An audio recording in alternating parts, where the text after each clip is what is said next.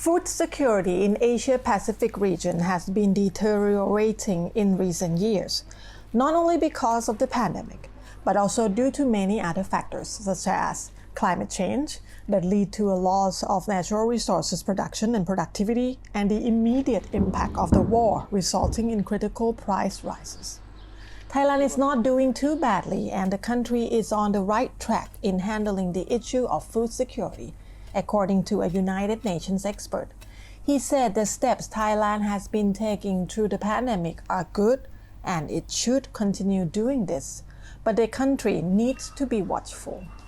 I think Thailand has been very fortunate. It's a country which is blessed with rich natural resources, particularly in terms of soil and water and rainfall. And so, although the COVID pandemic had other impacts on certain sectors, such as tourism, as we have seen, on agriculture, the rebound post the pandemic, and especially right now, there is the opportunity to earn higher incomes for the farmers from the production that they're able to now export. I think the indicator that affects most people is the price, how much they can actually buy for a given price, and how much of their household income they're actually spending on food for their families. I think that's the indicator that everybody watches out for, to make sure that they have enough income left over after their food purchase to spend on other things, notably on health and education, childcare, and things like that. The United Nations is to release the State of Food Security and Nutrition Global Report in about 3 weeks. If we look back over the past 2 years, the previous report shows that close to 650 million people have experienced some form of food insecurity.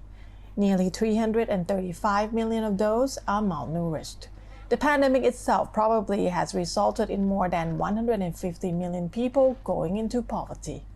Study shows that the Asia-Pacific region, 1.5 years ago, the cost of energy-sufficient diet was approaching $1 per person per day. The cost of a healthy diet per person per day had exceeded $3.50. That makes healthy food unaffordable for many people when the poverty line is $2 per day. This is the real story in the Asian Pacific right now. And you can actually hear about and read about countries where now food or buying food is about 40% of their household income. So as that proportion increases, so there are two things. One is the expenditure is more on energy sufficient food, so it's not an healthy diet. Second, more families spend their household income on food. They have less money for healthcare, for education, for doing all the other things which are also important for human development. Some governments try to help their people by capping the price of some food products and restricting the export of some food items. Experts said those strategies are not helping the global situation. One of the recommendations from the FAO is to let the trade flow organically, which will help stabilize the pricing on the international market. The benefit of such restrictions is very limited and makes food even less affordable for vulnerable groups. At the same time, exports allow local farmers and food producers to earn more. As for Thailand, Thamapuri said there is now an opportunity to export more food and produce. Thailand in particular regards and has the stated aim to be the kitchen of the world. Maybe they can also aim to be the kitchen garden of the world. But the most urgent issue in food security is how we can protect the vulnerable.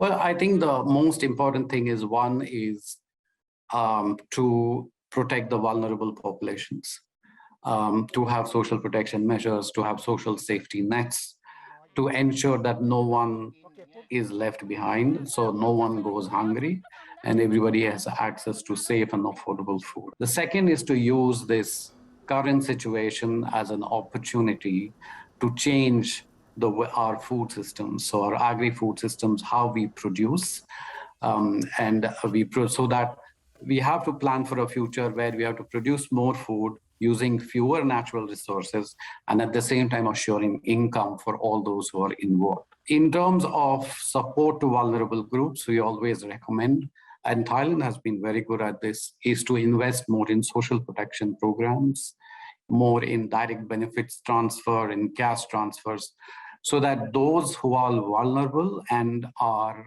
need more financial support to buy food or access food, they actually have the means to do so. Tulip Naksomphop Lao, reporting for Thai PBS World.